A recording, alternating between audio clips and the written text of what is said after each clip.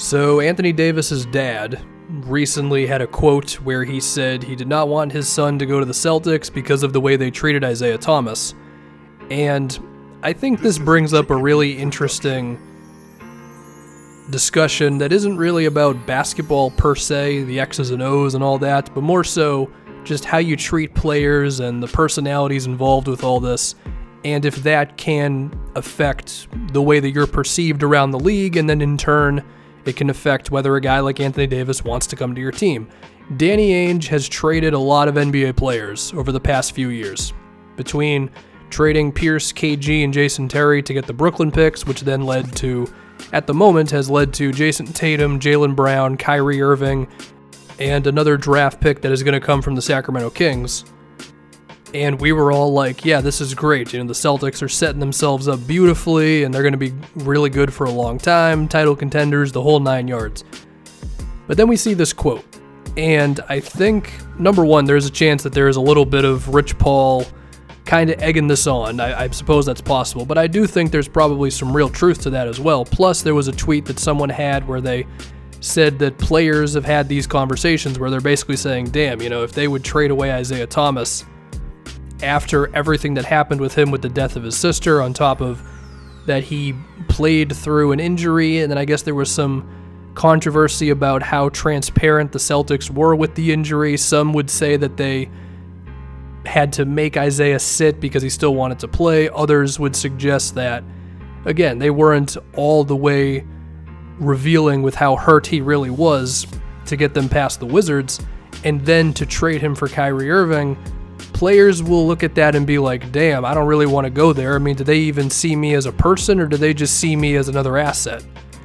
And you compare that with the Lakers, where they signed Kobe to, I forget what the actual number was, but they signed him to a big contract towards the end, and we all know that Kobe was pretty damn bad his last 2 seasons, but players could view that as the Lakers taking care of their guy. Now, of course, there are other reasons why the Lakers did that in terms of Kobe's legacy, the money that they would make from it, and Isaiah was in Boston for 2 seasons, but it does still have some life to it in that regard, the sense of the Lakers took care of their guy, the Celtics didn't. Now, of course, there is a counter to all this, which is, what, were the Celtics supposed to give Isaiah Thomas some max contract and all that? And yeah, I understand all that, and there's definitely an argument to be made that they still made the right basketball move, but if you're going to do all that stuff and you're going to go all in on this is just a business, then you can't be too upset when players go, you know what, perhaps I would like to go somewhere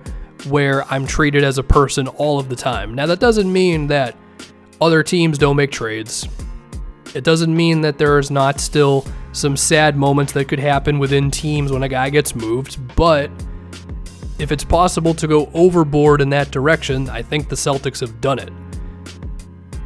I mean, we saw this even during the Big Three era when Danny Ainge traded Kendrick Perkins for Jeff Green, and that trade did not end up really working out.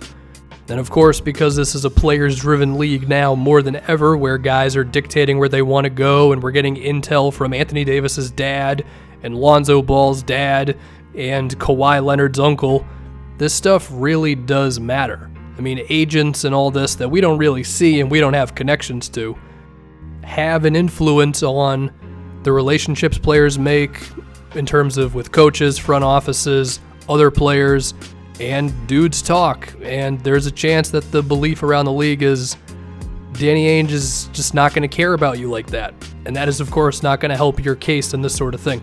The other thing is, I think we're maybe seeing it have an effect on the Celtics right now. I mean, Jason Tatum not long ago said, I would trade me for Anthony Davis too.